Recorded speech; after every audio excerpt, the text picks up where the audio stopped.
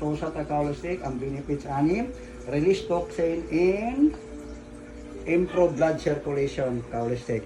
So ang kwaon ani, tanang klase nga panuhot without muscle spring spasm, iyang suyopon, Kaulistic. So osbuna ko, Kaulistic, ang pag-proper bintosa, nailuya, tapos kuton with alcohol. Pag inexaction ani, inexaction, Kaulistic, mapalong tong fire, kaya wala na yung oxygen, ang luya, isa na makatabang sa naay mga muscle spring spasm.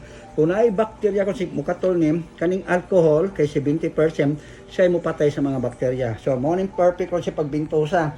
Walay bintosa, deri, wala. Kasi morning perfect, ang bintosa glasin ani. Morning perfect, isa kaset.